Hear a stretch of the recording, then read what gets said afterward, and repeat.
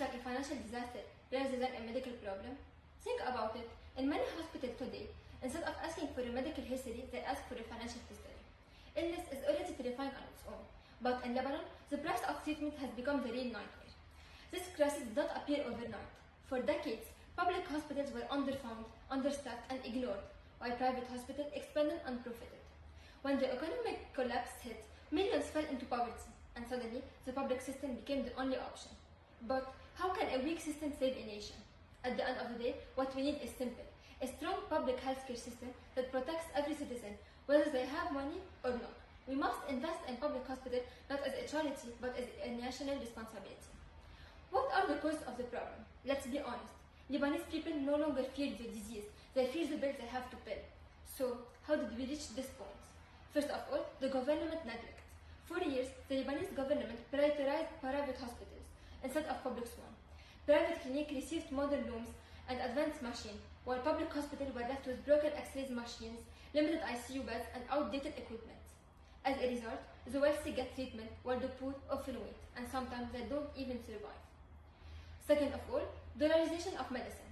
Some say private hospitals are better, but the facts show something else.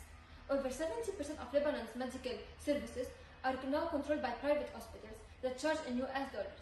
A surgery that cost once 3 million Lebanese pounds now can cost $3,000. Families paid in lira must be treated in dollars. People are not dying because they are sick, they are dying because they cannot afford to stay alive. Third, the medical brain drain. Lebanon used to train some of the best doctors in the Middle East. Today, thousands have left due to collapsed salaries and bad conditions. Public hospitals lose specialists every month. And when a system treats healthcare as a business, patients become products, not humans. What are the effects of this problem?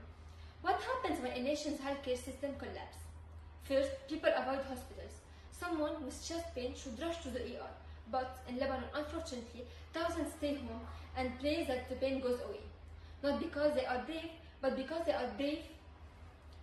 are scared of the bill. Illness gets worse, preventable death increases. Second, families fall into poverty. Hospitals bills destroy families. Some sell their car, some sell their home, others will never pay the debt. Lebanon has become a country where you enter a hospital sick and you leave financially ruined. Third, national collapse. If nothing changes, doctors will continue leaving, equipment will become outdated, hospitals will shut down, and survival becomes a privilege for the rich only. But there is hope if we act. We can think about many solutions. For example, past attempts and why they are failed. First, donation helped temporarily, but when they stopped, the crisis returned.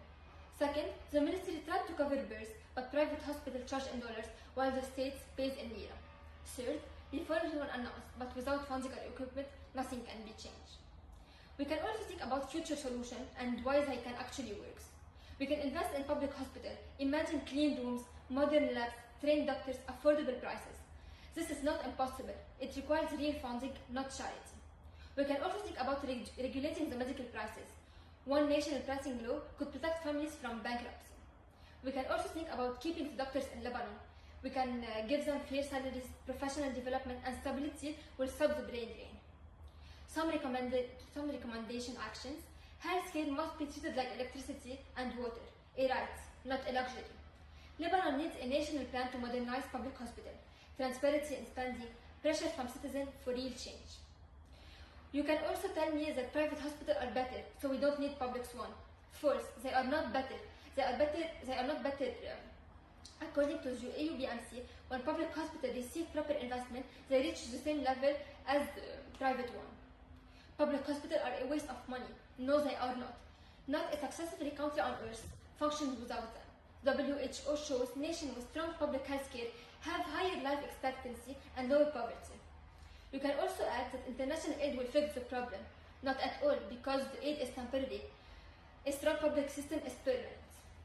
So, in conclusion, imagine Lebanon where citizens walk into a hospital without fear of the bill, where doctors stay, where medicine is affordable, where hospitals save lives, not bank accounts. Treating a public hospital is cheaper than letting people die, letting families fall into poverty, or even losing doctors forever.